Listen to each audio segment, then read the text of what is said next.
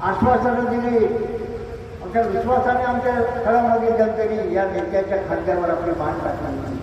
पण विश्वासानं ज्या नेत्याच्या खांद्यावर आपण मान टाकली त्या नेत्यांनी देशाची गरज आमच्याकडे ठेवणे आपण लक्षात ठेवलं पाहिजे. तेव्हा फुलथापा अनेक प्रकारची आश्वासनं आम्ही अमुक करू, कबूल करू, हे करू, हे करू, तुमच्या घरी चांगलं तुम्ही आणून करू, सगळे आश्वासन तुम्हाला देतो.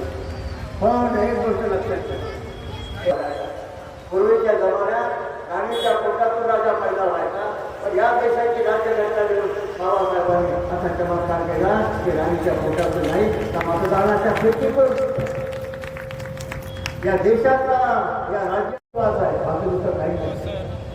तुमच्या विश्वासावर जर आमच्या भगिनी अध्यक्षपदाची निवडणूक करत आहे, आमचा आणि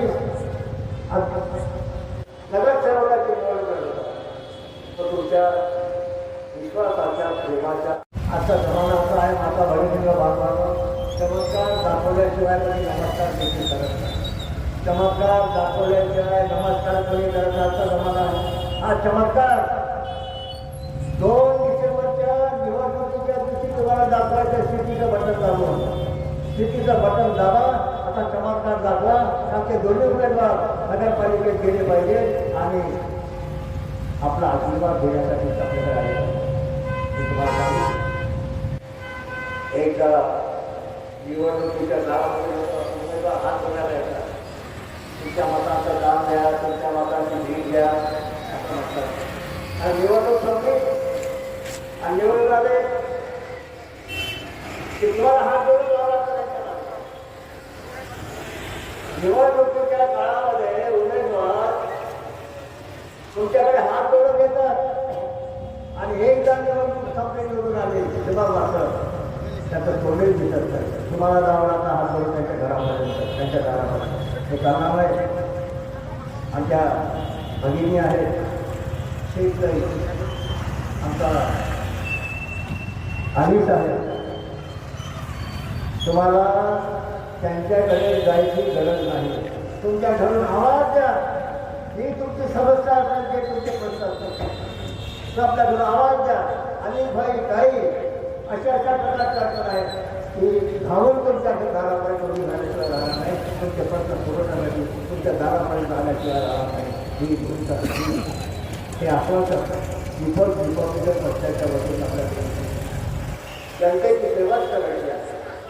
त्या पैसेवाल्या लोकांनी एका घेतली नाही. पैसेवाले लोक लाखो रुपये खर्च करतात निवडणुकीमध्ये. कशासाठी? लाखो रुपये खर्च करायचे, पोस्ट ऑफिसमध्ये ठेवायचे. म्हणजे पैसे कमवण्यासाठी राजकारण केलं जातं. गरिबांना लुटण्यासाठी राजकारण केलं जातं. गरिबांचे प्रश्न सोडवण्यासाठी राजकारण केले जात नाही. अशी ही परिस्थिती आहे. अशा वातावरणामध्ये आपण एकच गोष्ट लक्षात ठेवली पाहिजे. परंतु डॉक्टर बाबासाहेब आंबेडकर, महात्मा ज्योतिबा फुले, शिवाजी महाराज, संभाजी महाराज असतील, राजर्षी छत्रपती शाहू महाराज, अण्णाभाऊ साठे असतील. अण्णाभाऊ साठे काय म्हणाले? आमचा थोर साहित्य, थोर शाहीर अण्णाभाऊ साठे बदल घालून निघाव, सांगून गेले मला भिगळ, अशी घोषणा करावी अण्णाभाऊ साठे. अण्णाभाऊ साठेंना दर बदल घालून निघाव म्हणणारे अण्णाभाऊ साठे. या कळम नगरीचं भाग्य बदलवण्यात असेल तर उद्याच्या 2 डिसेंबरला होणाऱ्या मतदानाच्या दिवशी आमच्या शहनाजताई नगराध्यक्ष पदाच्या उमेदवार, प्रमाण 8च्या आपले उमेदवार आमच्या अनिल शेख यांच्या शेतीचं वचन लागून आपल्याला विजयाचा आशीर्वाद करणार आहे.